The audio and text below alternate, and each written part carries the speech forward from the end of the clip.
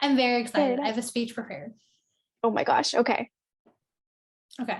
Sorry, I have to read. I'm not a talented actor, such as Greg from The Bachelor or our topic of today's discussion. Hello, everyone. We are normally the hosts of the In Omnia Paratus Podcast.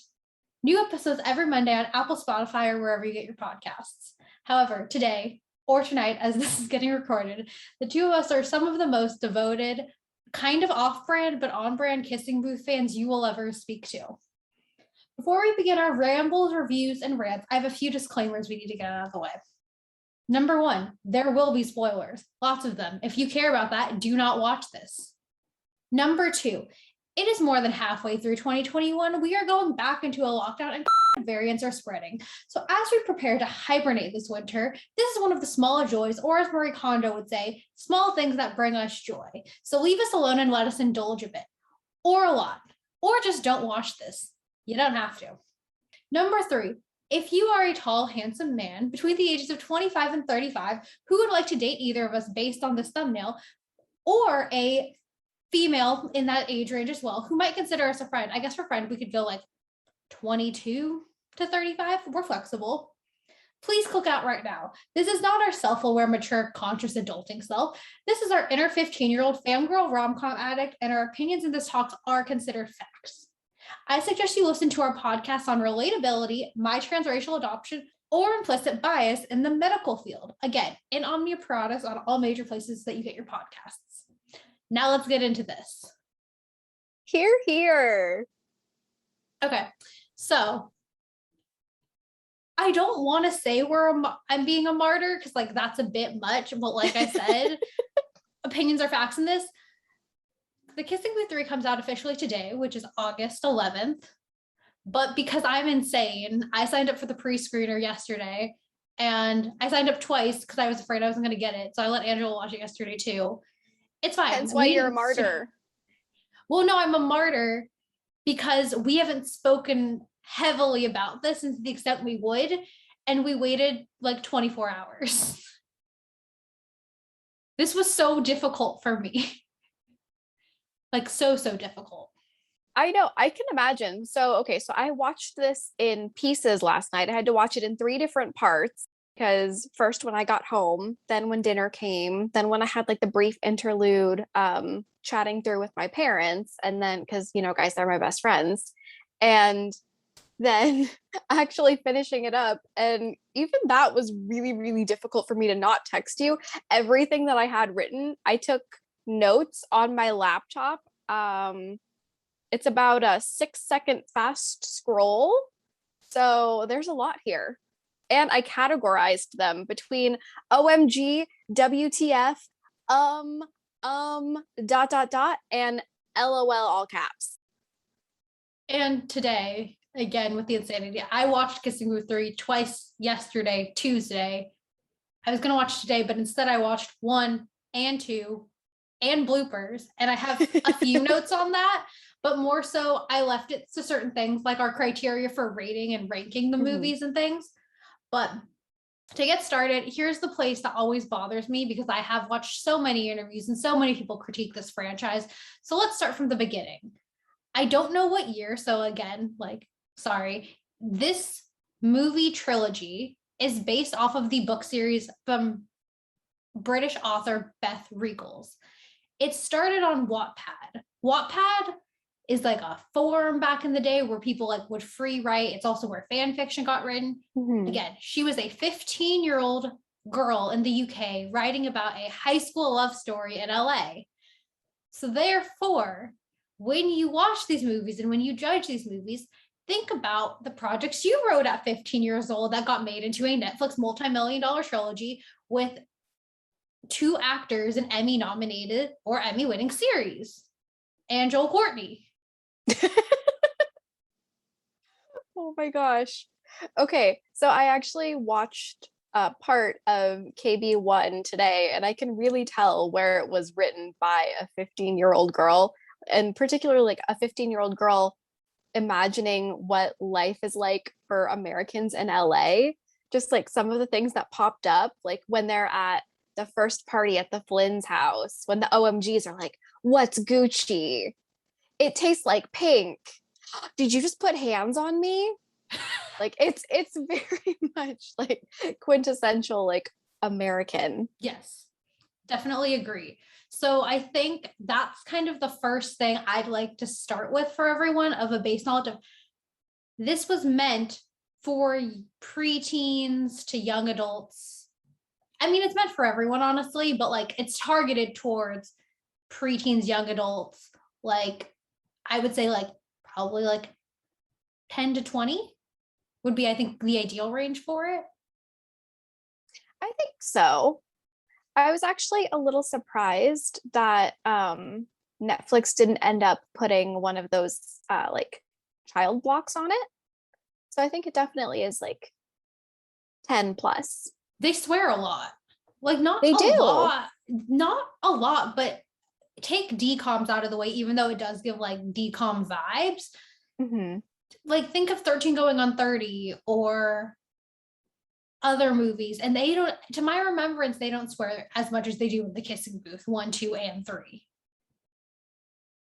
I don't think so. I think there are also like far less like in your face allusions to sex. Yes, I think that comes with the beauty of streaming platforms. Mm-hmm. Okay, so I sent you an outline. I have notes, so I also don't have my outline. So would you like to kick us off with my outline? Do you also have anything to add? I know I took over the intro to this. No, you're totally good. I think it's really great that you did put this together, because as much as I love the Kissing Booth, you still hold the record for most Kissing Booth views. Like, I think of the two of us, I've seen maybe the world. I don't know. Maybe we can see if we can get you in the Guinness Book of World Records. I'd be honored. Okay. Mm-hmm. What do we start with? So, your top 3 opinions from KB3. Where do you stand? Okay, well, first, to plug myself, I gave Angela live reviews, which we will be putting on TikTok and Reels whenever we launch this onto YouTube. I think I was pretty funny. It's seriously the best reel that you've ever done. Thank you. Okay. Oh my God. I just watched 1 and 2, so now having to recall 3, I'm like, crap. The go-karting scene was hilarious. Yes. Okay, but I'm really surprised for how into it they are, that they don't know that it's something that exists in Japan as like an IRL thing that they can do. But we could just appropriate cultures instead. Why not? Why not? Okay, what's your first opinion? We'll go back and forth.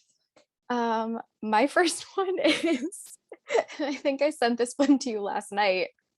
What the fuck? Why are 18-year-olds making sangria? Like in one of the very first scenes when it comes up and Rachel comes out of the house and she's like, hey guys, look what I've got. And she's apparently made sangria for them. Who is Rachel would do that. I would do that if I knew how. And they're in LA, but since they're in South Africa, the drinking age is 18. So like, or maybe even younger. We'll have to look that up. But no, that was the first thing that got to me, because I was just like, in what world would Lee, Noah, and Elle like be like, oh, sangria, let's do this? I don't see that. I see as Rachel wanting to make sangria and bringing out to them like, hey guys, look what I just learned how to make. Fair. And her being really, really proud of like her perfect triangle orange slices. Mm-hmm. Number 2, I'm doing this on the fly right now, so I'm like, okay, trying to share this back. This whole movie was because Elle couldn't just put all of her thoughts in one spot and realize the theme. Like, yes. This whole movie was because of her own inner haze, not because anything was actually going wrong. Yes. And I think just kind of going along with that theme, like, okay, I had a different number 2, but this is going to be my number 2 instead. Okay. No, why does Molly Ringwald put so much time into parenting Elle, but not into her own sons? Like Noah is constantly just taking off like wherever, and she's just like, oh, he ran off on his motorcycle again. We don't know where he is. We don't know what's happening. Maybe we'll see him again. Oh my goodness. And all the times that Lee yells at Elle or runs away from her in front of his family and throws a fit that she then feels bad and has to chase after him for. Why is Molly Ringwald going up to Elle and saying like, hey, think about what you want, instead of going to her son and saying, hey, maybe you should think about expressing your feelings better so that your best friend isn't constantly trying to spread herself thin like a band-aid to cover your entire body. I've gotten very arm expressive in this recording. Yes, but I also feel like we don't know. I mean, I don't know why I'm acting like there's editors like this is The Bachelor, but like I feel that the scenes we see with Elle and Molly Ringwald, yes, we go between using their real names and their character names in the same sentence. So watch the movies if you get confused. But I think it seems like to me the moments where Molly Ringwald is parenting Joey King are the few mother-daughter moments that they do get, as opposed to we don't know on a regular basis living with the Flynns what you kind of get with there. And also, I think it was her place to tell Elle to go for what she wanted rather than whatever she tells Lee and Noah, because in the end, it is about what Elle wants and what she wants to go. And she needs to encourage Elle to be her own person, just like she lets Jacob go on his motorcycle and she lets Lee be a petty little brat. She needs to tell Elle, stop hanging out with my sons. I mean, yeah, I get it from that perspective. But again, I think just kind of showing that there's some other like force in the Flynn boys' lives that cares for them as deeply as Elle does.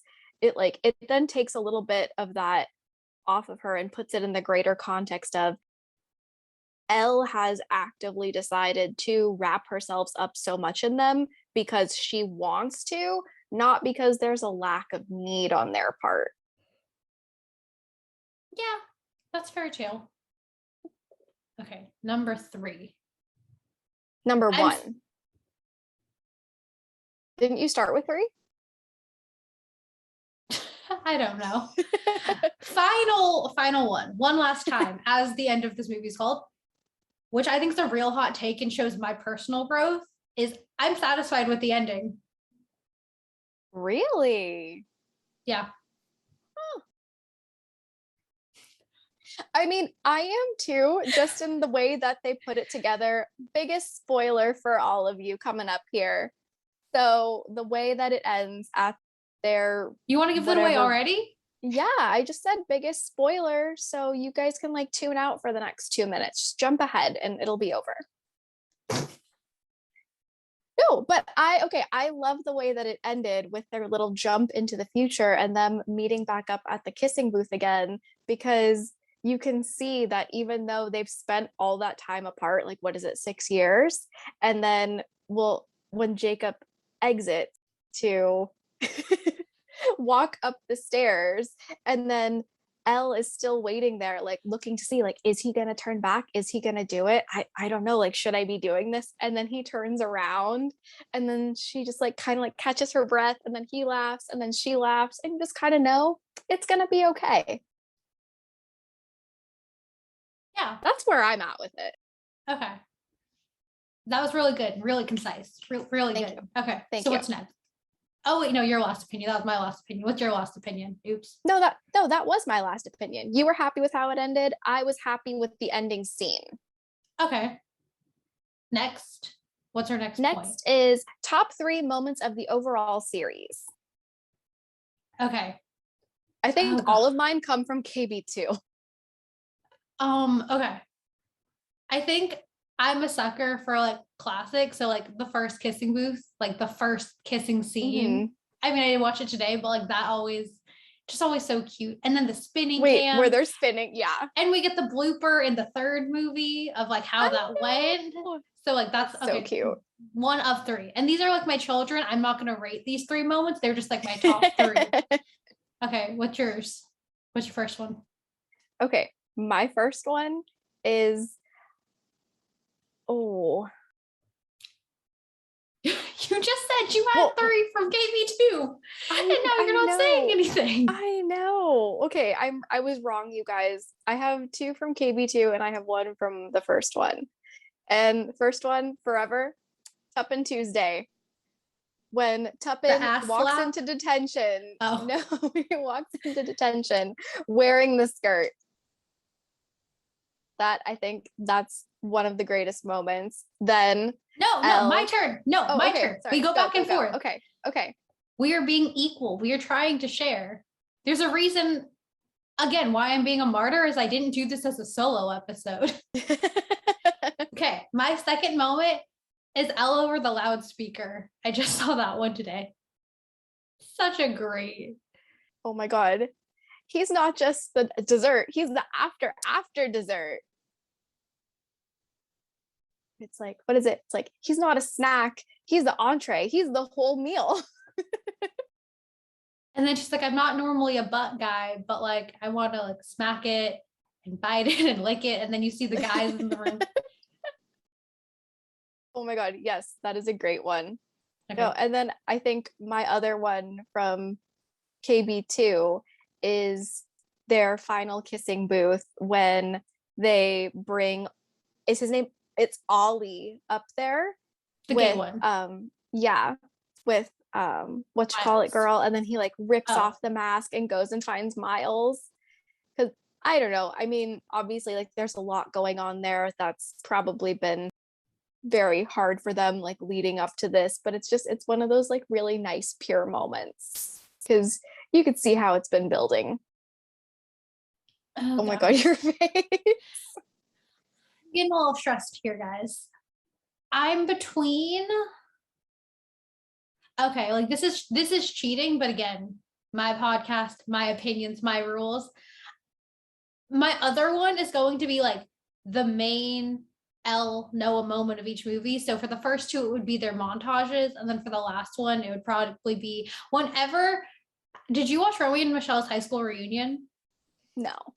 Okay, well, it's some like movie about 2 like white girls who go back to their high school reunion who are unpopular and are trying to prove they're like Hollywood celebrities now. Oh my God. Yes. Oh gosh, I think. Oh, I don't know if it's Lisa Kudrow. I don't want to be wrong if it's not Lisa Kudrow, but I don't remember. But the point is, they use the song time after time. A lot of other movies do. There was like a couple in middle school who I was friends with who had their last dance and were deciding to break up to high school to that song. So whenever I hear that song, like I get in my feels. So like I would go with like the main Elle and Noah moment of each movie because like I'm a sucker for those montages and I'm really salty there wasn't 1 in 3. So I guess the time after time montage will have to take that place of it. So yeah, that's my last one. You're right. It was Lisa Kudrow. Okay. Live fact checks. Even for the video. I mean, it's not like you're doing for the pod anymore. Exactly. Okay. What's your number 3, number 1, last, whatever? Wait, didn't I already give 3? Tuppen Tuesday. Tuppen Tuesday. He's a snack. And Ollie. No, I said, oh, well, I said was yours also the loudspeaker? Yeah. Oh, okay. Yeah. Well, you didn't clarify that. You just added on. So I thought. Oh, no, I'm sorry. That was also one of my top moments. Okay. Okay, cool. We're moving through this. We are. Okay. Moving on to the KB3 breakdown. Okay. How do we want to do this? Do you want to summarize it? Do you want me to summarize it and jump in? What do we think? Oh, I didn't think we were summarizing it. I thought we were just going to go over some of our favorite moments. But just overall feelings. But if we're going to do that, why not do it chronologically throughout the film? Well, unlike you, some of us have only seen it once so far. So. But don't you take notes in order? Like, it's not like you're halfway through, you're at the Mario scene and you're like, wait, I want to talk about when they were cleaning the rumpus room. Like, don't you take notes in order? Okay, fair. That's true. All right. Okay, first note. Yes, I did take them out of that. Okay, so first note, I think you already mentioned this to me in our slight recall of this. Mm-hmm. When Jacob posted on his stories, he showed that they were at the real Hollywood side. I still don't think they were actually in San Francisco because I could tell the green screen, especially when they were like rowing in the bay in front of Oracle. But the crew, I think, definitely came to San Francisco to the footage. I just don't think the actors were here. I also really can't believe that makes me so sad. I do know that Joey and Jacob came here when they were still together before we were fans of the movie. Really? Yes. There are photos of that on the internet. Okay, I'm going to need to find those and I'll add those into the arrangement for later. Perfect. Okay. Yeah. So no, there was that. And then next came Sangria. And then I think I sent this to you last night. It was one of the few ones I sent, but oh my God, the moment I realized that Rachel was going to leave Lee, I got really, really excited. Which moment was that for you? I didn't realize it till later. I knew they were like, but like, I wasn't sure. Like, what was your first moment? You're like, oh, this is going to happen. Oh, no, it was absolutely when he pulled out that calendar and was like, here are all of our breaks together. I know it's really close, but Labor Day. And she's just like, we just started school. Like, oh yeah, she's leaving. Although I do have to say, rewatching KB2 earlier today, my hate of Rachel kind of lessened. You hated Rachel? Oh, I really, really disliked Rachel. Oh. Yeah, she was really bordering on hate. Okay. Although in this one, that kind of transferred over to Lee, and I think that's where it rightly is supposed to sit. Oh, I've hated Lee all 3 movies. Really? Yes. I liked him in the first one. Lee is the problem for the first one. Lee calls Elle a slut in the first one. Okay, okay. Hold on. No. The first one wouldn't have happened is if the night Elle got drunk and started to strip and go to skinny dip, Lee had just been a good friend and not just laughed at her, but taken her up to his room. The reason all of the shenanigans got started is because Elle got placed in Noah's bed, which is today is the first time I've ever seen the extra large cup for his penis for football that was like in the room as like an extra accessory. Oh my God. When they're doing like the pan to when she realizes whose room it is, I had never seen it before. I was like, what? Oh. Oh my God, I love that. No, I mean, I definitely did not like him for all of the problems that he caused, but overall, I didn't view him as big a problem than in 2 and 3. Oh, because in 2, he actively created problems for Elle and made her life more difficult, like within regards to his relationship with Rachel. If he had just been able to have those honest conversations with her, then he would have been able to have been a better friend to her. Like he probably would have been able to work it out with Rachel because she would have been a lot more understanding of the time that he needed to devote to dance class / rehearsal. There we go. Okay. And like Elle joining them, like maybe like to go to dinner, but not for the movie or not to just hang out around the house. Like he could have handled that so much better. And instead, he just let Rachel bag on Elle behind Elle's back. Yeah, I didn't like him in 1, 2, or 3. 1, he caused the problem by stupid rule number 9. 2, he wouldn't communicate effectively. Mm-hmm. 3 was the only one where I didn't hate him as much because 1, Elle gave it to him at the end, freaking finally. Yes. But also, he was right about Elle and Marco hanging out when he's like, I actually agree with my brother. It's like, finally, that brother camaraderie that we've been waiting for. And you know it's bad when Lee is defending Noah. You know really, what she's doing is bad. Really, though. No, although I do have to say, I loved when she yelled at Lee. I would have liked to see the same moment with Noah. But why did she? I don't think she needs to yell. I think it was her fault, this movie. Well, no, I don't think she necessarily needed to yell at him, but I think that she needed to express a lot more to him. We're like, hey, you are putting a lot of unnecessary like pressure on me when you could just as actively work to make this relationship happen. I think she just put up a whole bunch of barriers in her own head this season. Like she took on extra shifts.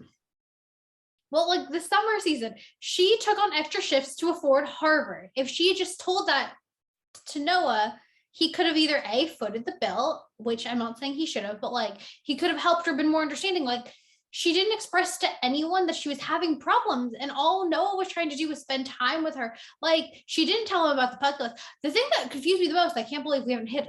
This section's gonna be a bit. The flash mob. The night she left Noah was because it was the flash mob. You warned him about Mario Kart. She's like, oh, I have a bucket list thing. You coordinated a flash mob. Like I normally would say pick the romantic dinner, but like you coordinated a flash mob with like 20 people. Like if you had just said that versus, oh, it's a bucket list item, like some of your bucket list items are turning him into a sundae. Like some carry more effort than others. True, very true. But I think also a part of that was like Noah really looked down on her bucket list items and what they were doing. And I think he just didn't want to participate. Chloe, I don't think he looked down on them. I think he just like, no, I think he did look down on them. I think that Chloe was right. Like there are some times that you just have to show up and support your person. And sometimes that might mean putting on like a funny costume and jumping on a go-kart. yes, but I think in general, all of the problems between them were Elle-induced because she would not express her needs to anyone. Okay, but he also wouldn't fully express himself. He would just jump on his motorcycle, ride away, and not tell anyone where he was. He missed like 3 months of his senior year. How did he even get to graduate and then walk onto the Harvard football team? White privilege?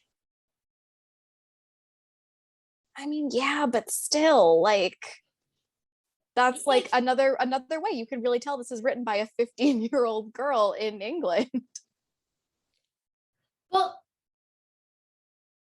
I don't, but in this situation, again, I understand this is the bare minimum, people, like, let's not come for this, but like, he didn't hit Marco back. He needed some air. He didn't, like, he needed some relief. And granted, was that the best thing? No, but it was something to get him out and diffuse a situation for him, which could relatively, and as we've seen, been very toxic. Yes, and I will give him all the credit that he is due there because previously Els had to like try to physically get in front of him. It took Chloe like kind of like Pavloving him, like ringing a bell, like no, don't hit other men. But he actively like disarmed himself this time and walked away. So that's very good. But also, I think this might be a great moment to just go ahead and segue into all of the Nate Jacobs vibes that we got in this movie. Or do you have more Elle problems?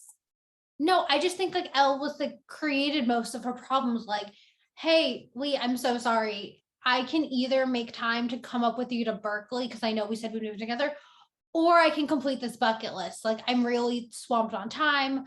I want to prioritize everyone and I don't want to let anyone down, but like I just need a little give here, buddy. Like, well, I mean, do something. Yeah, totally. But at the same time, it's like this is something that she's been doing since the first movie. Like all like keeping her relationship with Noah a secret from the beginning, like was an Elle-induced problem. No, I think that was an Elle and Lee-induced problem. And I think it was more, I would say it was the more Elle problem, but the fact, again, going backwards, the fact that Lee called her a slut and said, don't bump coochies with my brother, like, oh boy, is like, shows that Lee was not mature enough to handle that situation. So I don't think he should have been told. Well, I mean, I also think there's just a problem in general when you can't talk about your relationship with your person. It's like whether that means that you have to slow roll it to them and give it to them in pieces, or you have to like actively set them up for it. Like, hey, like I like X person. I want to explore things with X person. Like, let me know how much you want to know. Like, your person has to be okay with that.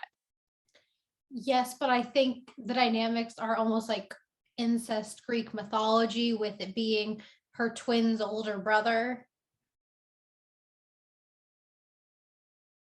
Because they were raised together. It's a little bit. different. Oh no, I'm trying to imagine what story that would be, and I can't think of it right now. It'll come to me. Okay. Any other moments in KB3 you'd like to break down? All the Nate Jacobs vibes.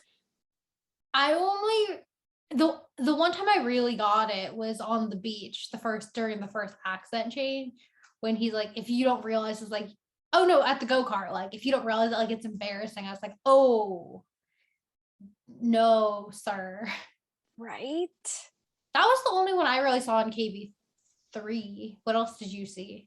No, there was that one. And then actually when he showed up with the rose at the restaurant and like turned on the jukebox, like that to me was very Nate Jacobs-esque. Like him going back to Maddie and like trying to apologize. But I felt here he did it in a much weaker position than Nate Jacobs. I mean, yeah, but when you looked at him, like you could have slot that scene into Euphoria. Well, I was watching an interview today, and then someone asked him, like, who do you see yourself more as, Noah or Nate? And he's like, well, they're both my face, but hopefully neither of my personality. I'm like, fair. So technically, Right. like if you wanted to, you technically could flip it because it is the same actor. So like if you put the hair would change, but if you put like Noah Flynn into Nate and the way he looked as Nate into the Kissing Booth, there wouldn't be that big a difference. I mean, yeah, maybe not. And okay, and I hate this, I hate this word, but the vibe was very much like I did something weird and sketchy. And I took it as him like fully like broken down, like I don't know what else to do, but like I love this girl, so like this. I didn't take it. I completely burst out laughing and I was like, oh my God, he's there to kill her. See, I almost cried. I think this is a great example to show our personalities. I thought it was so cute. Yeah, I was like, Elle's about to be on Dateline, guys. Girl taken at the beach. Boy. Let's see. I'm going through my notes right now. Oh, the first time that Marco showed back up on screen at the restaurant, I just wrote Marco Valentin Pena, MVP, MVP, MVP for about 6 lines. We love MVP. We do love MVP. Yeah, we're turning into a snack stan account tomorrow, guys. I have loved Marco since KB2. And again, to all the people out here who are watching this, who are trying to tell me that Jacob Elordi and MVP Taylor Zakar Perez are just like not a half step away from each other physically are insane. They are. Taylor what is it that people shorter. said last time? It was like same word, different font. Yes, good job. That's how good job. That's how the kids say it these days. Or that was last year. No, but they literally were the same. When I came on screen, I was like, are you, huh? And I was like, oh no, you're just Tanner. Mm-hmm. He's actually, I'm assuming, biracial, but we'll go with Tanner for the sake of this argument. Yeah. I was like, oh, you picked someone who looked exactly like Nate, Noah, Flynn, final answer. Who looked like that kid? Oh, see, but then this reminds me of the conversation we had with KB2. And like, I think that them trying to find an actor that looked a lot like Jacob Elordi is all about, because I think it's about trying to make it about how it wasn't that like she was going necessarily for like a physical difference or like something completely different. It was like essentially like they were the same person, like big man on campus, super hot, everyone wanted them, good snappy dialogue with her, athletic. So it was a crisis of, oh, there's more than one of you out there, rather than I have to make these choices between like apples and oranges. Yes, and how can Elle with the bad hair get those two options, and I can't find anyone like that in the universe? Also, as generous as we are in the world today, I will also remind everyone that Taylor Zakar Perez is almost 30, so he's much more eligible than Jacob Elordi, who is 24, dating Cindy Crawford's daughter. Wait, he's almost 30? He's 29. He was 28 last year when I checked, so I'm assuming he's 29, 30. How did I not know this? I've had an age-appropriate option out there? you don't know. He's not your option because I claimed I got them both. I get them both. Yeah. Wait, I'm sorry. We're sharing Jacob. This might be your year, but or wait, did I have wait, it's not 2020 anymore. It's your year. Yeah, I had mustache Jacob. That was a sad year, guys. I mean, according to PR, he still has mustache Jacob, which means it's gonna be mustache Nate. Because it's grown back and they're filming. Very interesting. Good for if he gets into which wouldn't be too far off for that show. I don't know how much I'm gonna have to edit so this doesn't get taken off of YouTube because they do like search through words said. So we'll see really? The kind of editing I have to do. Yeah. Oh, okay. I did not know that. It's fine. It's not like we're monetizing this. It's not like anyone's gonna watch this. Okay, one of the really, really big moments that I had, and I wrote in all caps for about like 12 lines here. I didn't like the way that Elle's dad handled introducing Linda into their lives. And I know like that's very, very like small compared to everything else that happened, but I don't know, like I have separated parents. No one's ever had to introduce like another significant other to me. And in that way, I think I've been very, very blessed because I don't think that I would handle it well at all. But I think that there's a way to kind of do it because especially like for the very first person that you're introducing to just say like, oh, hey, I am seeing someone, you might see them, who knows? And then to just have Linda show up and be like, oh my God, I loved your mom. Let me tell you all about her. That to me just felt very ick.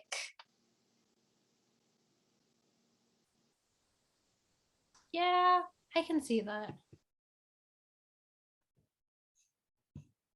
I had to figure this one. Ick is honestly the word that I'm going with there because I don't even want to think about it too much because I'm now thinking about what it would be like if either of my parents showed up and was like, hey, so I'm dating. I just had a fear I wasn't recording this whole time. We're fine. Okay. Oh no, I was gonna say I've been watching the blinking red light. No, I know, but it was gonna be no sound. Oh. Yeah, it's fine. I think we're fine. Okay. Hopefully we're fine.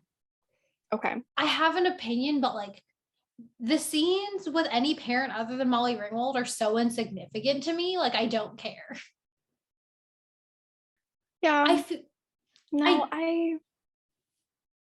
Okay, so another thing about this movie, KB3 was written before the book. So the book for KB3 is based off of the movie. And the thing about this movie that I didn't enjoy as much as the first two was it really felt like they kind of hit the points they wanted to, and then they wrote a plot line to feed all of them. Mm-hmm. Like it was the shortest movie. They're like, okay, we want to make sure we get a scene with Ella and Noah. So what are they going to fight about? Okay, let's work backwards. They figured out the ending and then they worked backwards from that rather than I feel like the other two, the books were already written. So they had kind of a map to go off of for them. Mm-hmm. And so I felt like you could tell by like the bucket list, like what kind of things do we want them to do? Oh, well, we want them to do this Mario thing. So like, we're going to write this in. Well, how can we do it? Like just something, how are we going to do a movie where they do a flash mob and go karting and certain things like, oh, a bucket list. Mm-hmm. Yeah. I mean, on the one hand, everything that happened feels like it could have fit into their world. It's just didn't have a place in their world in this summer. It had because I think so. What all of the KB movies span 2.5 years total. Yeah, 2 years in a season because it was okay. Yeah, because it's junior year, senior year, and then summer before college. Okay, yeah. So I don't know. What do you also think about them presenting UC Berkeley as like the cheaper alternative to Harvard? Like, I thought that was hilarious when Elle was asking her dad, so how much money do I have for college? And he's like, I thought you wanted to go to Berkeley. And Berkeley is like the most expensive of the UCs. But it's still residential tuition. Because they're in LA. Yeah. So it's still significantly cheaper. And obviously she'd probably live with Lee, and Lee's parents would be filling the bill. So Okay, yeah, that's true.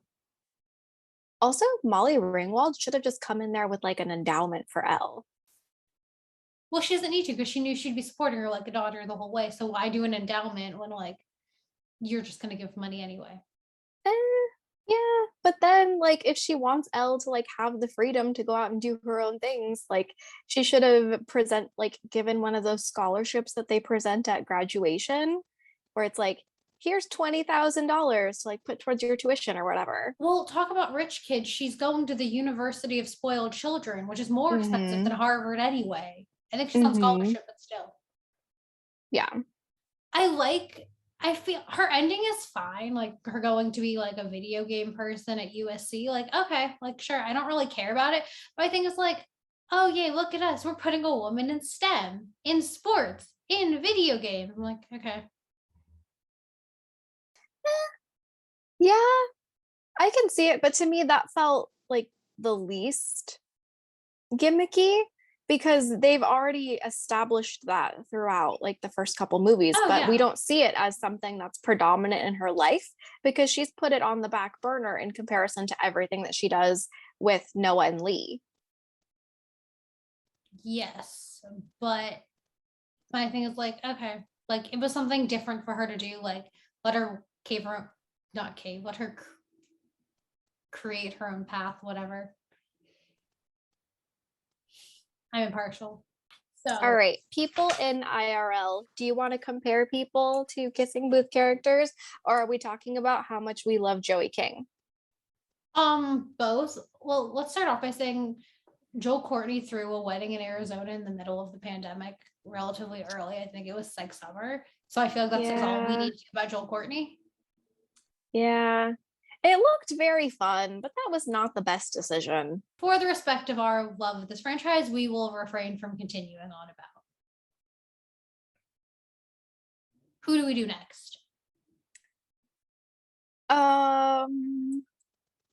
Let's save Queen Joey King for last. Okay. So Jacob Elordi, all of the not press that he originally did for this movie. Well, he's done much more for this movie than the last movie.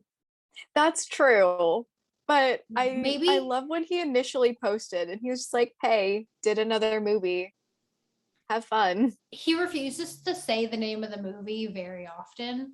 I think let's roll this back for all of the back history of everyone who doesn't know. So when this franchise started, unfortunately, when did you see the Kissing Booth originally? So I refused to watch it for the first few months. I think it came out in May of 27, May of 2017 or May of 2018. Okay, so it came out of May. Yeah, because it was after I was in college. I finished college. So it was May of 2018 when it came out. I refused to watch it for a few months because I think Angela and a few other of my friends were talking about this new rom-com on Netflix and how it wasn't that bad. And when people tell me there's either a movie I would like or something I should watch, I normally refuse. It's why it took me 6 months to watch Emily in Paris, because everyone could be like, Jay, this is going to be your new show. And I hated Emily in Paris. Spoiler alert. So I was like, I don't watch movies that people recommend to me because they're either like basic bitch movies or like extremely cheesy, which like, yes, sometimes I like, but I don't like that being the standard at which people set my taste of movies for. So I didn't watch it. And then I just turned it on during the summer and I was like, oh, this isn't what I thought. And then I just consistently watched it and really I fell in love with it and I fell in love with the music and everything. So I continued to watch it. And then 2 came out July of 2020 and then this one. So I know I asked you when yours was, but it doesn't really matter for where I'm going with this. So by the time I found out that by the time I got into this and I did my normal deep dive stalker internet thing with them, Jacob and Joey King were still together. It was actually right around his birthday and she was surprising him in Canada while he was filming the movie Two Hearts, which is also on Netflix, about the tequila guy. No, the Bacardi heir. Yeah. So they were still together. I was like, oh, that's so cute. Like, I actually think I watched the movie because I saw that like the couple was together. I was like, oh, it's cute. And 3 months later they broke up and then I got really sad about it. But then we heard there's another movie. So we were like, kind of like, eh. But they got together during filming, and it was like very cute. They had a bunch of public photos of them together, and it was adorable. They were together. I think she turned 18. I don't know. She turned 18 or 19. I don't know. Okay. Because he's a few years older. Because she turned 21, I think, last year. Okay. I don't know. She's a few years younger. But the point is, there's a photo with Jacob, like 9 feet tall as he is, celebrating with all of her short family. And there were all these great photos you could find on the internet. I treated my Instagram like 2012, 2013 Tumblr, where it was just fanfics of the Kissing Booth. And that's all I would see. And I was here for it completely. Then they broke up and my heart shattered. But then it's okay because Angela, we'll let her get into this in a few minutes, kind of tried to cure it. Because for a while, after KB2 came out, and I was sad, like, oh, you can tell they're broken up. Like, you can tell it's sad and all of these things. But around that time in the movie, you find out that some of the photos they used on Jacob's fake Instagram and in a few scenes were their real live, actual, like, not movie produced photos. At least that's what they told fans. And that was like so cute. So I would just send hundreds of photos of Joey and Jacob to Angela for months. I still send them whenever they come up on my page. It's a little few and far between now. Now that the third movie's out, I think we're going to resurface these again. But it's been a while since she's gotten a lot of them. But because of all of these photos, and because I made Angela believe in this couple so much, in August, she came up with a conspiracy. Is what I guess we could name it. Yes. I created my own, guys. It's called, can I not say that because of YouTube police? Go for it. We're going to try it. Okay. Yeah. I created my own conspiracy. It's called The Arrangement. It's where Joey King and Jacob Elordi are secretly still together. And I'm here for it because they were the cutest couple I have ever seen in my entire life. And of course, I came to that, as Jay told you, through the months and months of couples photos that I got of them. So basically, the way that it works out is Joey King and Jacob Elordi met for the first time while they were filming the first Kissing Booth. They filmed together, were dating for about a year and a half total. And then the movie came out. They started doing press for it, talking about how it was a cute little movie they were really excited about. And then, oh my gosh, they're together. It's happening. But then 3 months later, they break up. But did they actually break up? Or did they take a note from their characters and then decide to have a secret relationship? That's where I'm at with that. And yes, I am just a little bit crazy about this movie sometimes. And Joey and Jake. You're going to get us a restraining order against that. I know. Okay. Actually, guys, I'm like seriously kidding though. Love Joey and Jacob a lot. The Arrangement is something that was just way too fun to come up with because I had this constant barrage of photos and it just kept fueling it. And like we've talked about on the podcast, I love stories. I like to create my own stories. A big thing that Jay and I used to have were bedtime stories when we lived together. So like Jay would just call out like bedtime story and I'd make one up for her. Very similar to The Arrangement. Yeah. Yes. Okay, wait, but then this has me circle around. So you have The Arrangement. But last night when you were sending me your voice memos, or this morning when we were talking and trying not to talk but still talking about this, you said you think that they're done forever, like as peers. Like you're just like, I got more hope after seeing blooper reel 3, but you made it sound like you're like, no, like I'm giving up The Arrangement. So what's the deal here? Oh no, okay, that actually wasn't related to The Arrangement. That was related to the characters themselves, in which they had their like final fight towards the end of the summer, which wasn't even really the end of the summer. It was just like the end of July. They still had an entire extra month to go. But just the way that things were left between Elle and Noah and Lee, it felt like they were kind of done forever. And in a way, like they were sort of done for a while, because when you come to their flash forward 6 years later, Elle and Lee are still really good friends, but they're not necessarily in each other's lives the same way that there were. They've become those friends that spend more time apart than they do together. But their foundation is still so strong that it's like no time has passed. And then the same thing with Noah and Elle, because they presented it as they haven't seen each other for 6+ years. So that means that either one or both of them were avoiding family holidays, family get-togethers, birthdays, like potentially Lee and Rachel's engagement, because another plot spoiler, guys, Lee and Rachel do end up engaged at the end of this.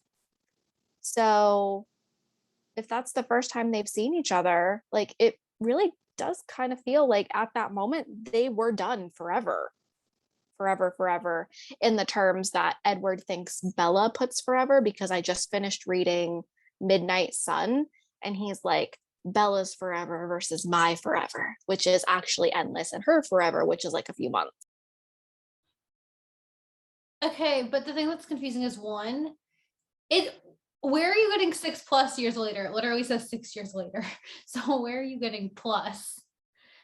Oh, well, I put in like their first year in college because I took it as 6 years from when Elle got into, or potentially got into USC. And so that was for spring quarter, or potentially even the next school year. So is it like 7 years? Am I doing unnecessary math? Yeah, but the bigger plot point to me, which I don't understand, is like, no, I think Elle and Lee had to separate for college, but I don't think their relationship, it's more adult and less codependent, but I still think they make daily time for each other. Like, I don't he moved back to LA after Berkeley, right? Yeah. Okay. So I think because she's like, we're as close as ever. She didn't make it sound like we're close as ever, but our relationship changed. She's like, oh, like no time has passed. Like we're still who we were. I think the big fight and calling that little bitch on his privilege really helped to reframe and recharge their relationship, which needed to happen. I'm really glad it was. I felt like they addressed certain things. Like I love how we now know Molly Ringwald is a real estate agent. Right? I like certain plot points that they had. I was like, oh, like I like that you like threw this detail in here to wrap up this part of it. Like I love when the OMG girls come to the beach. I was like, oh, we thought you were poor. Oh my God, right? And the final time she sees them where she's like, it's still Elle, not Ellen. Yeah, I love how they call her Ellen. Yeah, I think like they tied up certain things well. Okay, the one huge thing that I find truly unforgivable about KB3. Tuppen. Why didn't I get more Tuppen? You had that Greek god on earth of a man. Like, please, someone tap him to play like Perseus. Who's the son of Zeus? Hercules? Someone get him into a Greek mythology movie stat. They had him right after KB2 because they went right into filming 3 and they didn't do more with him. Like, I agree. I do like his and Elle's little goodbye where like she smacks him on the ass. That's really cute and all. But he said, like, I'm going to have to go through when I watch again. But I think he said like 6 times more words in KB2 than he did in 3. Well, he said more in all of the movies, which takes me back to when I was taking some of my favorite quotes throughout the series. From this line is from KB1, everyone. I apologize, I am no Tuppen when expressing this line, which is no boobs are worth a broken nose. Oh my God, when she starts shouting in the arcade and all the mothers just look at her horrified. Oh, wait, I didn't get to finish my favorite lines, but I do have one of them here. When Noah picks up Elle at the party and she asks, who is this? Are you a girl princess or a boy princess? Yes, I did see. I think that one's great. Okay. Where are we in our outline? We are at teenage fangirl section, which I think we kind of already went into with the arrangement. we kind of covered a lot. Oh wait, hold on. To go back to Jacob for a minute. I think that he said multiple times he did not expect Kissing Booth to get the notoriety it did. Surprise, surprise, you played a heartthrob for teenage females. Like, it's going to happen. You're 6'4" to 6'6" and really attractive and Australian. Like, it's going to happen. And I think because of his toxic traits as his character, he didn't like how he's doing it. He wants to be an actor and not get all of the like celebrity aspect of it. Sorry, dude. It's like going on The Bachelor and being like, I'm not going for fame or for brand deals. I'm going for love. It's like the show has been on for years. Like, it's going to get notoriety. You're in a movie with Joey King and Molly Ringwald about teenagers. Like, you're gonna get a fan base. You're gonna get some of the toxic things that come with being a celebrity. Yeah, I think the issue for me is someone who, like, I have acknowledged we are both young adults who like have a different view on this than probably we would have as our 15-year-old selves. I think he could have done more to at least be courteous and to not. He's like, I love my fans, but he talks down about the movies. But the reason you have the fans is the movie. Therefore, in, I think, transitive property and math, you're therefore talking down to your fans. So yeah, I mean, we have to pull up his IMDb, but like, your Kissing Booth fans are probably his first fans. So yeah, you can't hate on them. Yeah, and I think there's a way to acknowledge it. And it's things like you're already on Euphoria. It's not like you didn't do Euphoria. Just like, it's like Zendaya went from Shake It Up to winning an Emmy for Euphoria. Like, there are ways to transition out of the teen tween world gracefully. And I feel like Jacob did his version of pulling like a Miley Cyrus of like, can't be tamed, dancing on a pole. Like, I'm not me anymore. Like, I'm an adult. I'm a serious actor now. But yes, I guess in shorthand, don't bite the hand that feeds you. If anything, throw it a bone once in a while. Like, we all know the internet, all KB fans knew everyone got a lot of joy when Joey King tweeted out after Jacob had said in some interview he hadn't seen the movie yet. Joey did ask his permission because this was confirmed on Howard Stern. But before she tweeted out Jacob seen it, like, calm down. Like, she tweeted it, which like she knew would give everyone a riot and would like be on news cycles for weeks because we would get so much joy from it. And the thing is, like, it was confirmed, like I said, that she did ask his permission before tweeting, which I think is decent of them. And I think goes into your thing of like talking terms, words have been exchanged. They both were willing to at each other in some form for this press release. She did a post of just herself, but thanked the whole cast, and his name was second. And he did a post just for her on his story, which is on his highlights, which I'm sure will be taken down by the end of the week. So luckily I screen recorded it. Because I'm one of those fans account. Our fan account will be starting soon. Oh yeah. Okay, where are we? We have very gracefully transitioned into anything else that you would like to mention. Oh my God, there's so much other things I'd like to mention. I feel like we're now moving on to 1 and 2. Like, I think we're going to overall franchise thought. Before we go in, I think this is kind of your thing, but every time I say it, I kind of laugh.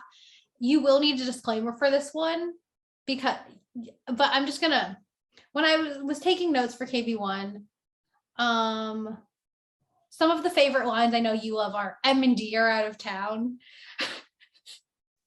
which I know gave you a great laugh. Oh my God. Which stands for mom and dad, which you put together. I didn't even think about it. Like, why can't you just say mom and dad? I don't understand. Oh, okay, continue. Oh, wait, really quick, just for the first one. Absolutely, when I was watching KB1 earlier, the whole like backups that are about like 3 sizes too small for you is such an actual private school thing, because I was thinking about that today, and like somehow like that is just a thing, because it's like you have a uniform, you have X amount of sets of your uniform, pants, skirts, whatever. And then generally, like when you start out like as like a little kid and you get your first skirt, it's really, really long on you. But then by the time you've completely grown up, it's super mini. but like you still hold on to it. So when Elle pulled that out, like when I first watched it, I was just like, oh my God, like this is just one of those moments that they put in for the boys. But no, like the more I think about it, I'm just like, yeah, that's probably something that I did as well, where like one day I was like, oops, I ran out of skirts. Let me just pull out my old one from second grade. Yeah, Yeah. I can see that. So a few of the other notes I have from KB1 is like Joey wore a wig in 2 and 3, and you all know how I feel about bad wigs in Hollywood. There's enough money and enough good, probably black hairstylists to know how to treat a wig and make it look real on someone's head. So Hollywood, get better wig stylists. But I realized in the first movie, Joey's hair was like not brushed the entire time. I was like, oh my God, your hair doesn't look good in these movies either. Like the wigs looked more tamed. I don't blame her. I just blame the hairstylist, which I didn't realize. Well, what I'm curious about too, is it that Joey's hair wasn't brushed, or were they going for a style that didn't necessarily like fit her hair? Because it looks like she has curlier hair, and then they were having to deal with either straightening it or blowing it out and then recurling, waving, etc. And so particularly like for some of the scenes where like her hair's up and they shot in South Africa, I don't know what the climate is like there, but I could imagine like going from like scene to scene, different takes, like having to like treat her hair well. Some of those scenes that you're getting where like it is starting to look like a little bit more matted, it's like that's just kind of like something that you have to deal with, which again, they should have known to treat her hair a little better, how to wrap it properly, get the proper sprays in. I think I would say between like a 2B and a 2C naturally. I think yes, but every time I take a quiz, I come out 3B, which to me seems a little too big. No, because your little's a 3A, isn't she? I think so, yeah. Yeah, no. So yours I mean, to me, it makes sense because like you're definitely not in the 4s, but like you have pretty curly hair naturally when it's curled. Mm. Yeah, and there's no way your hair is like less curly than Joey King's hair. Very fair. But yeah, I put her between a 2B and a 2C. So like it's not not curly. So that would actually make sense. My first timestamp in the first movie was 24:28, that little encounter where Noah is asking Elle to get on his motorcycle is the first accent slip I heard. For those of you really listening. Oh my God. This is throughout all 3 slips movies. In 3. It happened 3, it's not even an accent slip. It's more just of a change of accent between scenes. 1, there's a little bit. 2, a little bit. 3, it felt like he was changing voice every other scene, which is where I listed on this thing in my other section of notes. My new this is kind of the TikTok, like tell me you have type A friends without telling me you have type A friends. I will be going through KB 2 and 3 and trying to figure out the shot order based on the length of Noah's hair. Yes. And especially because he had such distinct highlights. Like throughout too. Yes. It like grows and shrinks, and Lee's hair grows and shrinks throughout the 2 movies. It's very odd. But oh my God. Okay, wait. I actually wrote down one of the lines where I thought he had like the most hilarious either like accent slip, tonal shift, like whatever we're gonna call it in KB3. And I'm not gonna be able to get it right. So I'm just gonna sound really bad for a second. But when he made the nice dinner for Elle and he's like standing there leaning up against the pole, he's just like, I wanted to make up for everything. And it's like almost going British, but he had like weird, like still like lilting pauses in between the words. Yeah. This was the best take of that? Yeah, I don't know. But it's a great transition to the scene. I think now you will get to elaborate on one of the lines that's become iconic in our friendship. Highly inappropriate for what it is. Would you like to? I think you know where we're going with this. Would you like to? I do. I would like to preface this with a trigger warning, and also that we do not approve of this at all, but we just find it highly you got amusing, me. particularly in the way that I pitch my voice and the inflection that I put on it when I do it. But when Noah is chasing after Elle after Warren like essentially tries to assault her on the beach too, which like we've never focused in really on before. But when he slams his hand down on the car and just yells, "Get in the car, Elle." And it's just like the epitome of his anger issues. So it's really, really not okay. But also like when you're just like, look at what's going on. And after everything that's happened, like he really thought that like getting angry was the best way to keep her safe. Really? Which again, I think is another way that you can really tell that this is written by a 15-year-old girl. So, you know, cut the movie some slack. We've all grown since then. But yeah, Angela for face like to just keep saying like get in the car, Elle. And so we laugh about it. Now the scene itself is not funny. Going back, rewatching KB1 after kind of 2020, Me Too and everything, I was like, oh wow, like I hadn't watched KB1 that much honestly before I got into KB2 again. And like going back watching, I'm like, wait, this is really like not okay. Like how we would, it wasn't okay in 2018 when it was done either. But all of a sudden in 2020, it was like, wait, this is like really not okay. But Angela, and you can honestly really tell too when you watch KB1 now and then you watch KB2 when it came out in 2020, like just in those 2 years, like the amount of things that were presented or said in KB1 that were not okay, would not fly. They really like did like a 180 on. Well, it's like the slut shaming of Elle by Lee, the slapping of ass by Tuppen, like all of Noah's fights, like a lot of the bad behavior and kind of like raunchy behavior too, like was cut. Yeah, Jacob made a comment too that each movie has less kissing. Okay, but kind of like like I know that it might lessen the impact of it, but that first scene where they kiss in the kissing booth and you have like circle cam, and then we actually see in the bloopers where they had them on the spinning pedestal as well. Like, I don't know, like to me, like that's just, especially like thinking back on it, like that's the epitome of like what you envision your first kiss to be like. And it would be really cute if they were able to find some like good callbacks to that in each of the movies. But of course, it's not exactly appropriate in this instance anymore because we don't actually know the details of their breakup but from the way that, you know, they treated each other and, you know, maybe still do treat each other in secret, who knows, per arrangement.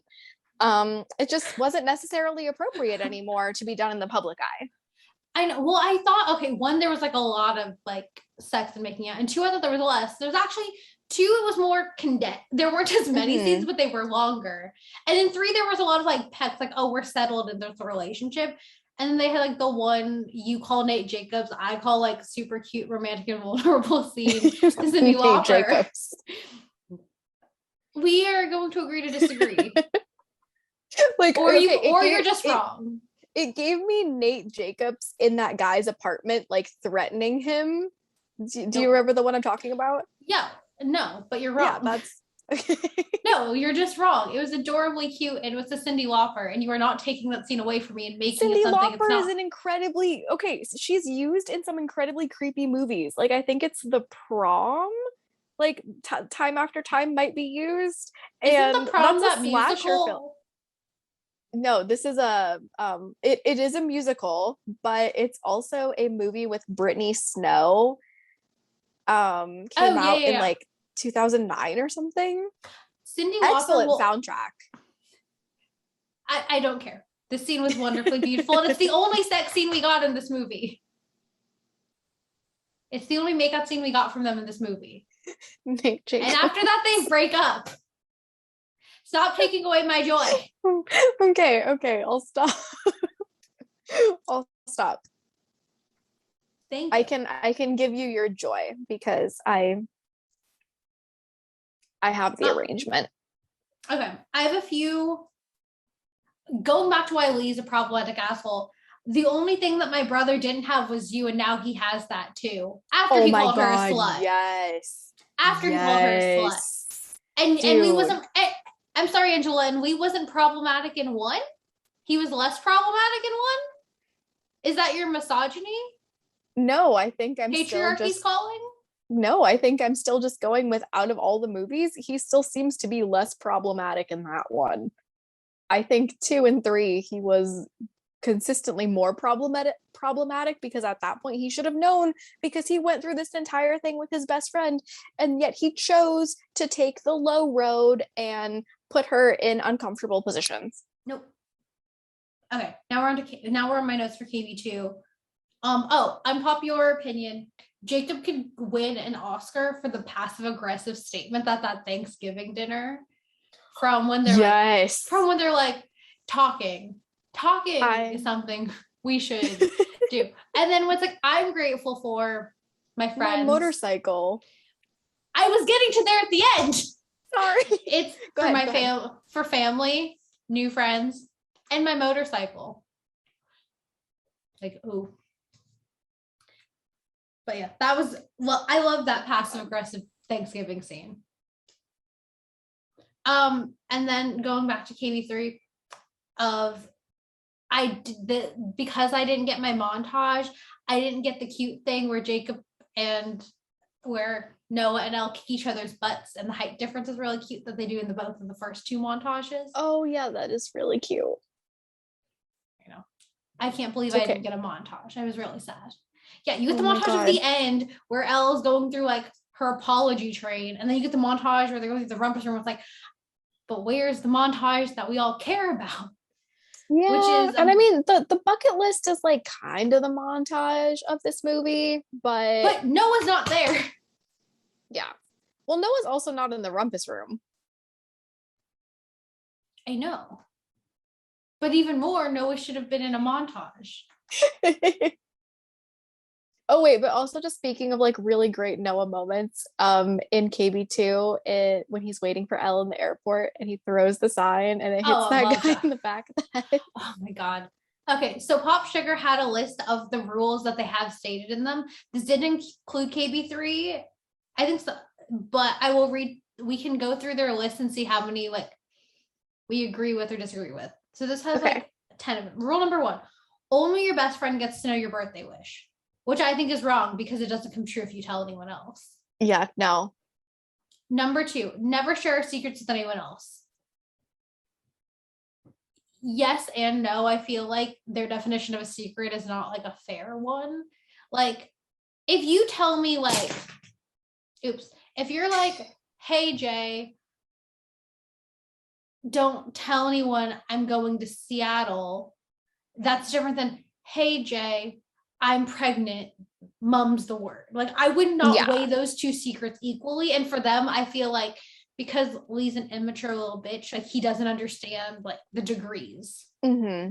Yeah, no, I completely agree. Like, I think there's a difference between telling me like, oh my God, like I'm supposed to be juice fasting, but I ate a cupcake today. Like, don't tell anyone. And saying like, oh my God, like I hit a deer with my car. Don't tell anyone. Rule number 5, always do the Thanksgiving wish one with your bestie. I think that's cute. You can keep that one. If you do Thanksgiving with your bestie, I think that's fine. That one's a lot. I'm down. Rule number 6, if you can't tell your best friend about something you're doing, you probably shouldn't be doing it. 50-50. I think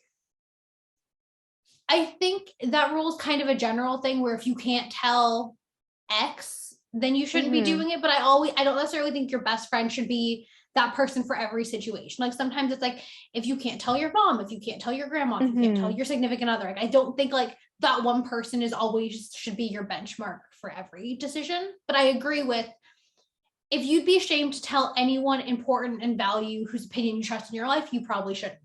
So I agree with like the basis, but I don't agree with like the exact situation. Yeah.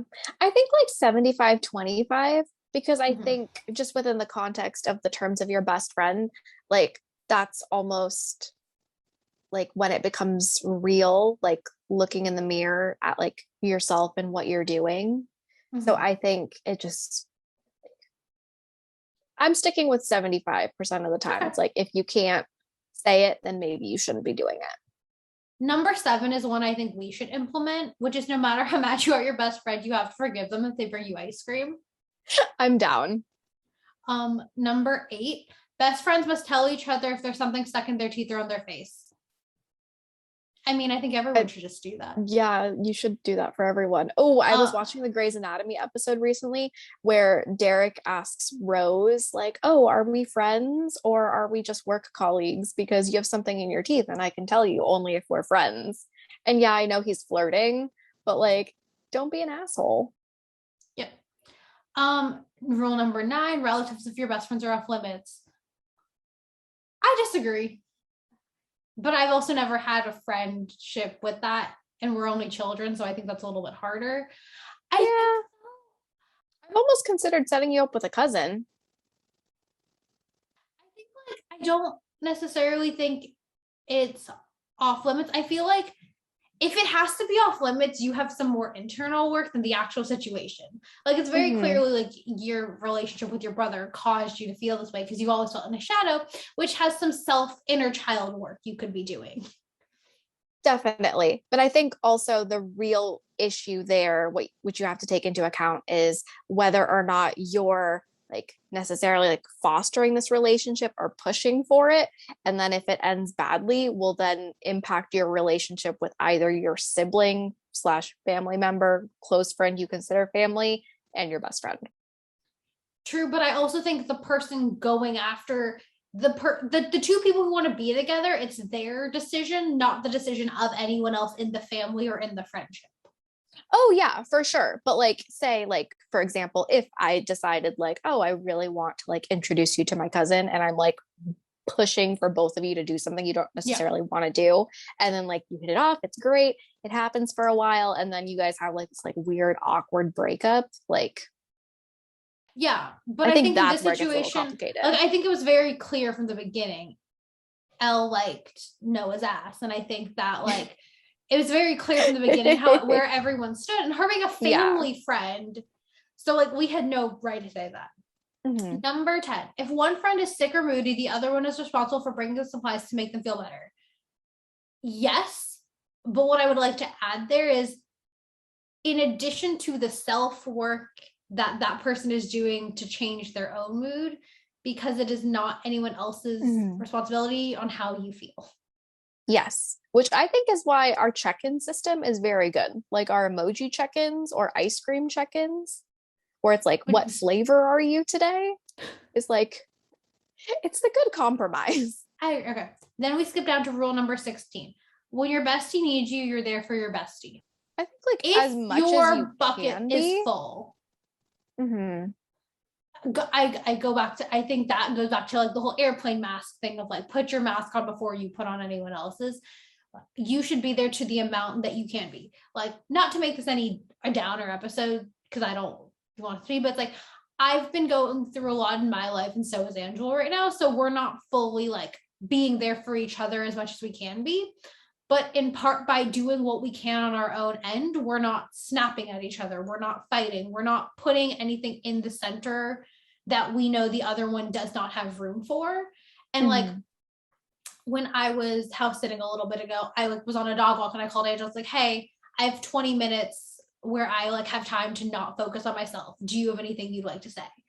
And sure, it was only 20 minutes, but this thing of like, I knew I had the time and the self filled that like I could give that space to someone else. And I think that's the important part of like, you need to know when if you're unfilled. Like, I told Angela, because some things were just getting very raw, like, I don't have the space to do this. I'm thinking of you. And if anything so if Angela hypothetically had something really big, she knows she could have called me and I would have pulled whatever together I could.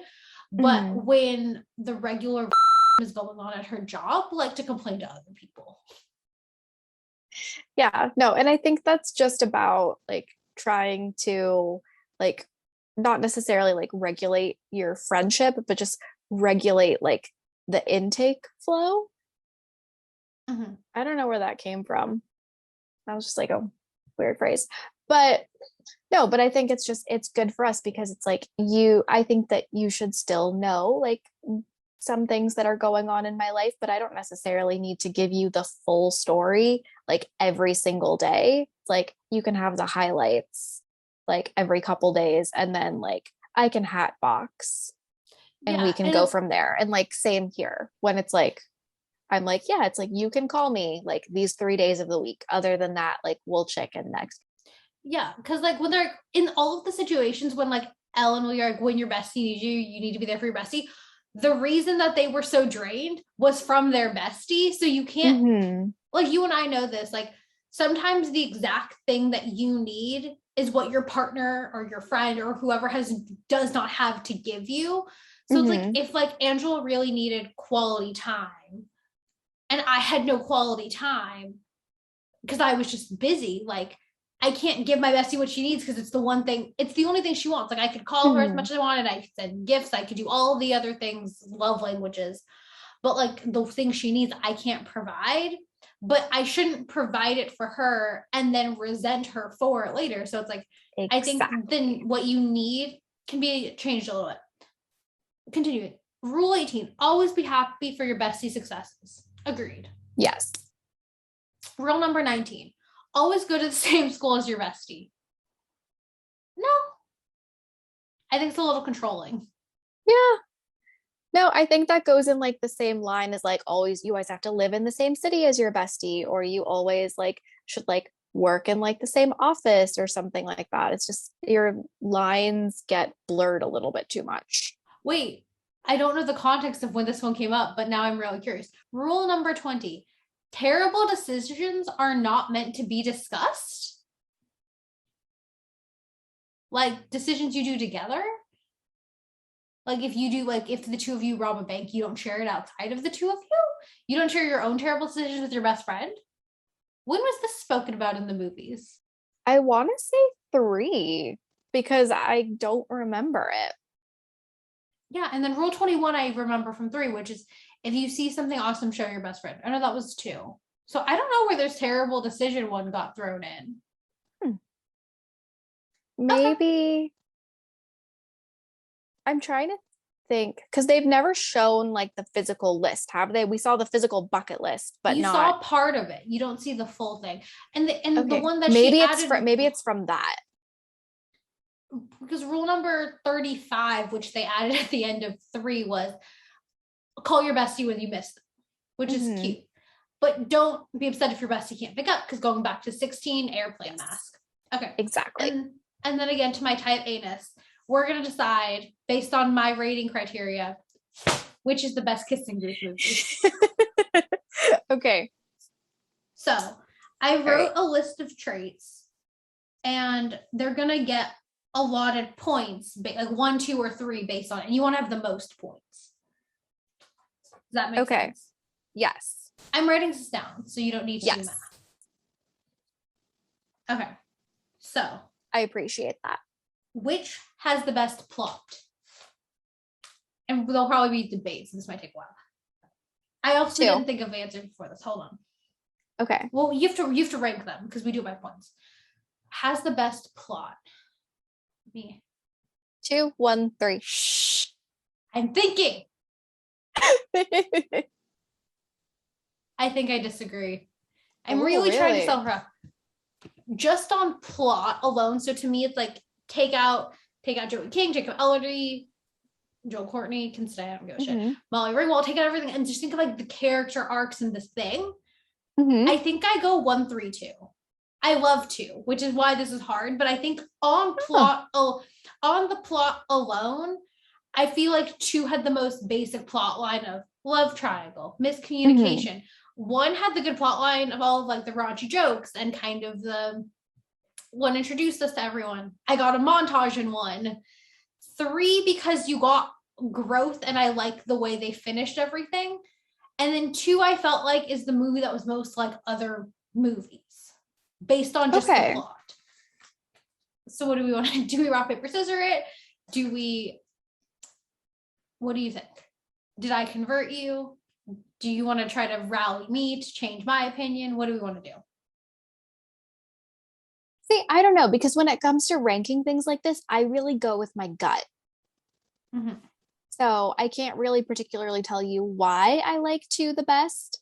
Like, I know that I actually enjoy watching 1 more, but there's just something about 2. I know, that but I when really we're just gravitate towards. But like, if we're just talking about the plot. Okay. All right. If we're just talking about the plot, then I go 1, 2, 3 because I don't like how choppy 3 feels to me. Okay, well, we both agree 1 comes first if we're going plot. Yes. And then it's between 2 and 3. Rock, paper, scissors? Yeah. Okay. Rock. Wait, it's delayed.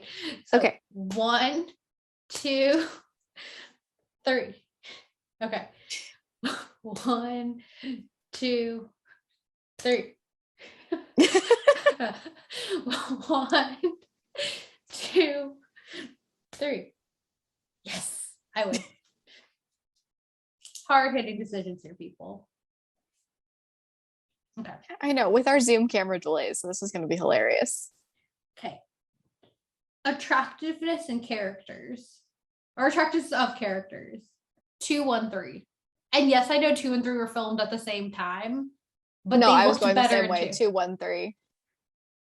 2, 1, 3. I have to do it because I have them in like KB1, KB2, KB3, but then I need to remember to give the highest points 3. And this is a lot here, people. Wait, but just speaking about attractiveness of characters, in between 2, because I know 2 and 3 were filmed together, but did you think that there was a difference between Joey's wig in 2 and 3?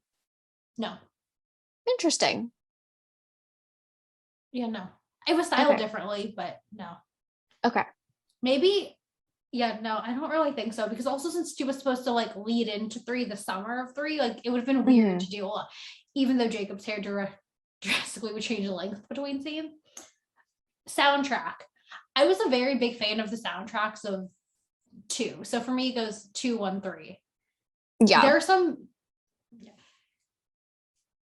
Granted, I have not fully listened to the soundtrack of 3, but it just doesn't hit as much. 3 felt very alternative to me.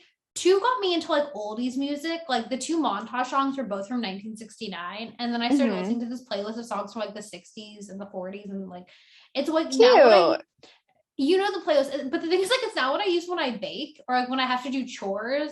So I'm also like it's like for me reverting like the women's movement to listening to these like really old songs while I do like my domestic duties. Oh my God, you can become one of those TikTokers who does that. Actually, have you seen the guy that makes all of the like 1940s and 50s recipes that look completely outlandish and somehow turn out okay? I have not. But that's I'll have to send you some of those. Comedy, like how funny it was. 1, 3, 2. Oh, I go 1, 2, 3. So 1 again gets the most points. I felt like I don't feel like 2, like is 2 that funny?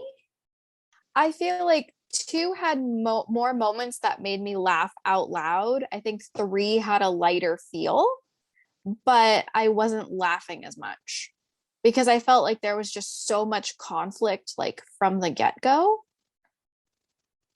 I don't know that. Whereas like going back and forth between like Elle and Noah and then like Elle and Lee, like Elle and Lee had like lots of really lighthearted moments throughout 2 versus like in 3 where Elle, Lee, and Noah were just kind of at odds like throughout the movie, like starting about like 15 minutes in.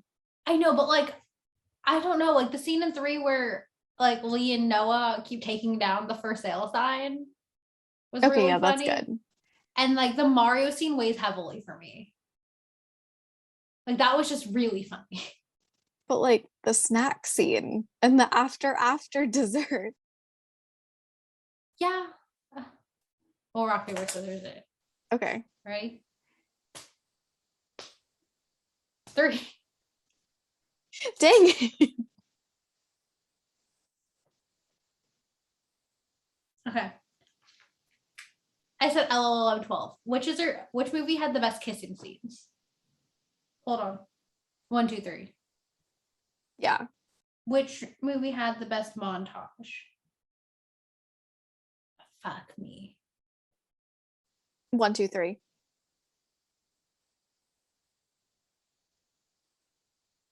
What montage are you using for 3?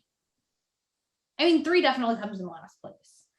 But like, I'm using the bucket list montage because that's what I think of as 3's montage. Okay. I'm torn. Because 2 or because one, so here's my thought process, people. Well, what do you think of this? One, they're very much like really together and it's very cute. And like they go all over the beach and like they're hiding and everyone's catching them. Like she tells Lee she's watching.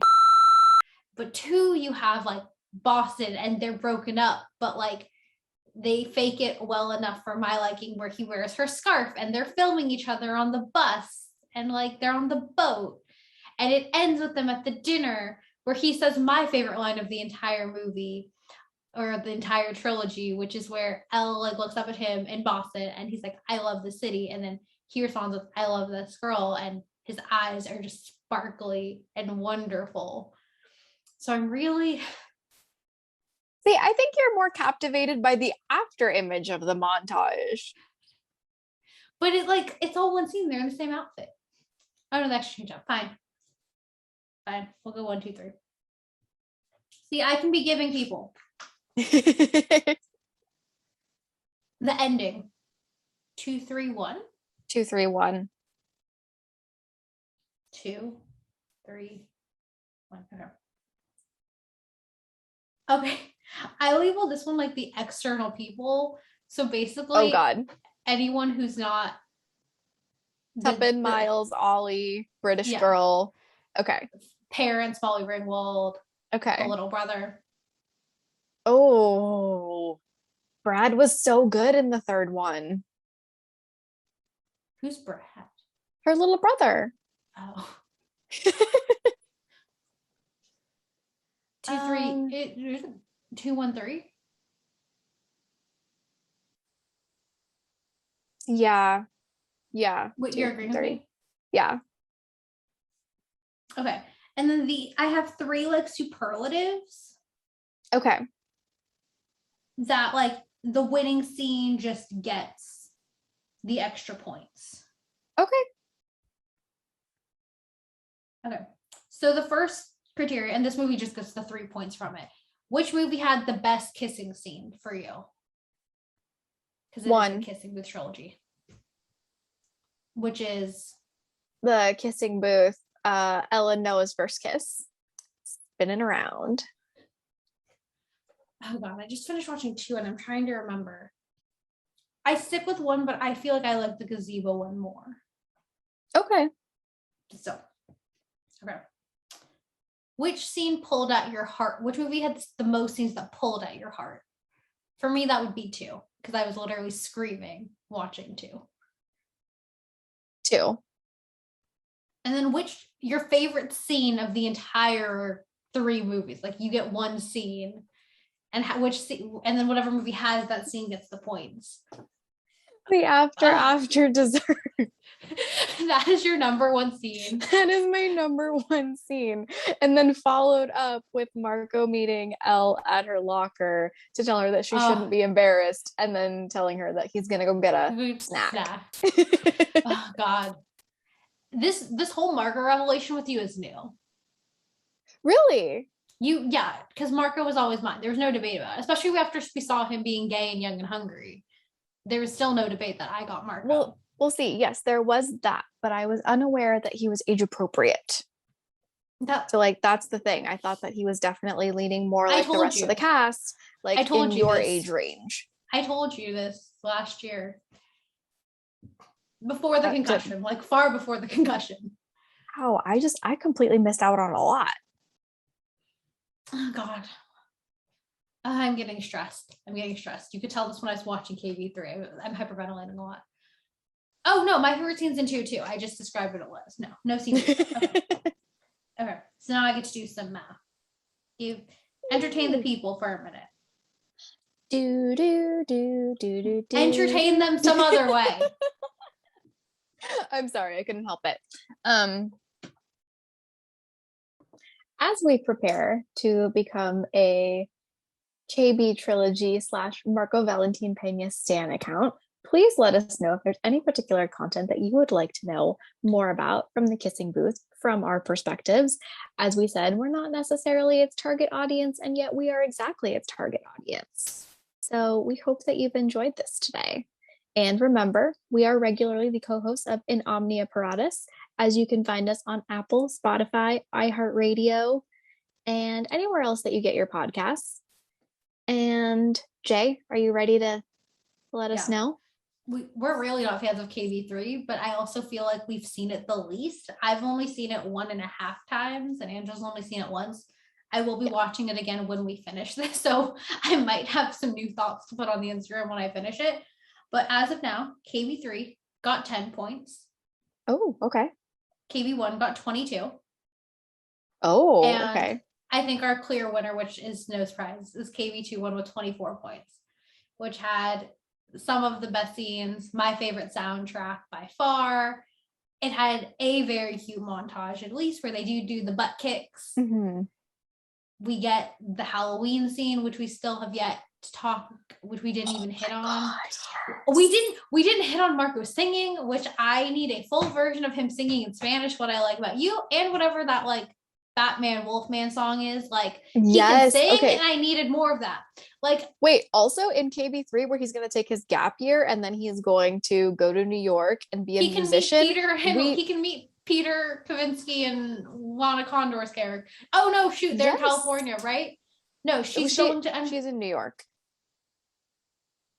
Yeah. So wait, oh my God. Okay, but Lee can meet Peter Kavinsky at a Cal Stanford game. Guys are writing you the crossover everyone wants. Mm-hmm. Oh my God, wait. The writer, she can get on it. Wait. Oh, okay, yes. And I'm gonna loop Amanda back in for this. Maybe this is where we hit it big. Netflix will be coming for you in about 2 months. That's generous. 2 years, maybe. Maybe. We'll see how busy work gets. Yes. As I've been deflecting the work emails all this time. Those are not nearly as important as this trilogy. Oh, absolutely not. Especially because they're all spam, which is very weird. But yeah. I also feel like we said nothing the past 2 hours. Like, I'm freaking out about like what we actually said. Because I feel like we talked a lot about the movies, but I also feel like we said nothing. So now I'm like, did we give enough of a description? Did we say enough? I mean, I think we definitely did enough, considering it just came out today. So I figure by the time most people see this, they won't have seen that much of the movie. We talked mainly about 1 and 2, which I think is the most helpful for people who are going to watch this, because people don't want to hear us talk about 3. They want to watch 3. I mean, we spoiled a lot of 3. Like, we spoiled the ending. We spoiled the wedding. I like how let's go for the rest of 3. I love how Elle called Molly Ringwald mom at the end. I think it was very fitting. Yes. It was very cute. It's very interesting how it was cute how Elle had them redo the beach house picture. Mm-hmm. And how we get that, and her, and we know had the audacity to hold on. We know had the audacity to don't forget me. You fucker, you broke up with her. Right? Like, okay, no. And then the way that he did it too, it's like, I'm making this decision for you. It's like, you can come to Harvard all you want, but I'm not going to be there for you. It's like, are you kidding me? I feel like I get what he was trying to do, but he like did it in the regular asshole way. Mm-hmm. So like, yeah, that was hard. Yeah, they have the stupid bucket list and they have a montage. They do a great flash mob. I like the flash mob scene. I thought it was fun. The flash mob is really great. I wish they'd picked a song I already didn't like, because I started listening to, because of KB1, I started listening to the 70s song Love Grows Where My Rosemary Goes. From KB2, I had never heard Lost in the Wild by Walk the Moon, but like, that became my song of 2020. And like the fact that in the KB3, it was again Walk the Moon, it was Shut Up and Dance, but that song was really big while I was in college. So like, I wanted a new song. This music. What else can we spoil? Chloe's in it. Her parents are getting a divorce. I feel like they just threw that in there. She rolled up on the biggest yacht possible, which is just the most Chloe entrance they could have imagined. I was also really like, well, I know, but like she asked Flynn to pick her up from the airport. So I was confused about how she got into the boat. Like, how did she get the boat? They played pool again. Marco was in it for like 2 minutes. My heart broke when, as Angel calls it, the Nate Jacob scene was happening and Marco comes up to the window and sees them kissing. It's like, heart aching. We'll end with this. We were supposed to end a bit ago, but I want to ruin the rest of the movie just while we're at it. Marco's in it. Gap year, New York. He still loves Elle. He punches Noah. Tuppen was only in it for 2 scenes. Yes, but he was in the Mario scene, which is one of the most important scenes. They're at a water park. Elle's working at a restaurant. Oh, and this was in my little thing of Lee working at the restaurant for fun so we could spend time with Elle. Oh my God, right? You little shit. Okay, but also too, one of the things that I found kind of weird is like when they were talking about like what they had planned for the water park and how they needed Marco's help, was it evident to you that they were going to be go-karting? Well, yeah, because she asked like, oh, the water park with the go-karts? Oh, I missed that part. Okay. Yeah, she does bring up the go-karts. Okay. We get to see Marco's little sister, which is cute because like that was the bet for the dance. We all knew Lee was gonna use his rich people money and buy the dance machine. Oh yeah, and when it ends with her and her little brother dancing on it, and she's passing on the tradition to him. That's very cute. Yeah, then there's a bunch with like Elle's dad re-falling in love and things of which I think he totally could have done better. Yeah, I don't love when he brought up like I took this extra job to like get more money. Like that's not your kid's burden. Molly and also especially after everything that she did to win that prize money for her college, it's like don't talk to her about how like you want to help her. It's like she did something incredibly crazy to help herself. So yeah, like help her all you want, but like don't make it seem like you're about to contribute like as much as like she's done for herself at this point. I mean, yeah, but that was on top of the college fund he could already provide for Berkeley and the Brads too. Like, I thought he wasn't providing a college fund. No, I thought that he was saying like, oh, like fund. I have to pay for Brad's school as in his private school. No. Oh, I don't know. But the point is he said they could afford to send her to Berkeley, but not to Harvard. Got it. I thought it was like you can go to Berkeley because it's cheaper. No, I think they had money for Berkeley and not for Harvard. But yeah, like when they did the whole Monopoly scene, like I get it. I had a feeling it was like a sentimental thing like that. Mm-hmm. But I feel like the scene didn't move the plot along in any way. Like this trilogy was not about Elle and her like mommy issues. And it was a thing of like Molly Ringwald had been filling that position. So it was kind of like, what's the point of this scene? What is the point of her existence in this movie? Also just touching on the moms for a second, because that's where they both met and became best friends, and that's what spurred Elle and Lee to want to go to UC Berkeley in the first place. I feel like that totally should have been something that Elle was already considering, and like aside from Lee, you know? Yeah. Did that make sense? I lost my train of thought there for a minute. No. It made sense. I'm just thinking like it was more about the mom's friendship than the school they met at. Mm-hmm. Like if she wasn't friends with Lee, going to Berkeley might be a thing, but like it's because the moms had such a strong connection that they wanted to go. Kissing Booth 1, 2, and 3 are on Netflix internationally. Frankly, I think the reason all 3 got made is because they had such a big audience in Brazil and not America. I know America really wasn't pleased with getting all 3, but fortunately for America, we are the 2 solo fans of this franchise. Yes. Or the United States of America, let me clarify, because America is 2 continents long. Oh my God, I actually didn't know that it didn't have a huge American audience. It has an American audience, but like a lot of American audiences are like, this is like, because shows like The 100 and Julie and the Phantoms and a lot of movies don't get renewed. Whenever something that people don't like does get renewed, like they get a lot of flack for it. Oh, got it. Yes. KB 1, 2, and 3 are streaming on Netflix. We highly recommend you watch all of them, and we can't wait to hear your thoughts. What are your thoughts? Yeah, please enjoy the next like week or 2 of KB content. I'm going to be posting on Instagram, and let us know what you think, because we're going to post a lot more of our favorites. Yes, particularly the blooper reels. What's your favorite blooper to send us out? Oh, it all relates back to the snack when I think Elle and Lee are hanging out at the beach house on the couch, and she like jumps up and she's like, oh, I'm gonna go get a snack. And he's like, oh, is Marco here? That's a great one. It's just so I great. also love the one where it's the second one where it's right when Elle and Noah are doing their running scene at the end, and he picks her up and like spins her because like they have to do another take, and like they run back up the hill. And then I think the classic one is the spinning scene from the original one. We get to see Jacob kind of like teetering on the podium as they go to do their scene. Oh my God.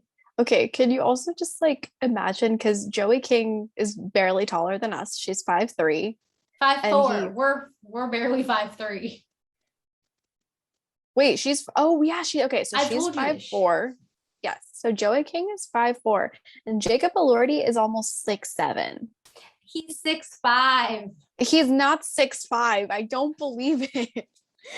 Okay. It's part of the arrangement. Okay. Sure. Mm-hmm. Okay, fine. Whatever. Jacob Elordi's like 6'5", and Joey King is 5'4". Like they look there's adorable. So much happening there. My God. Yes. They do look adorable though. Yes. We love this franchise. The way to escape what's going on in the real world, not only in our personal lives, but still nationally. If you're a California resident, the recall election ends September 14th. Your mail-in ballot will be August 16th. Please vote. Go team. Do you have a quote to send us out with? One moment here. His abs are 1 million followers all day. Is that sweat? Something about like ice cubes, like melting ice cubes on his abs. Oh my God. Here, Angela, I'm gonna set you up. Oh my God. No, Angela, I'm gonna set you up for this one. Okay. Go grab a snack and CTA, Angela. CTA. What's our CTA? Oh. Okay. Again. Grab a snack and rate, download, and follow us on Apple, Spotify, iHeartRadio, or wherever you get your podcasts. Because remember, when we are not running a KB fan page, we host In Omnia Paratus. And remember, goodbye and good night, everyone. He's not a snack. He's the entree. He's the whole meal.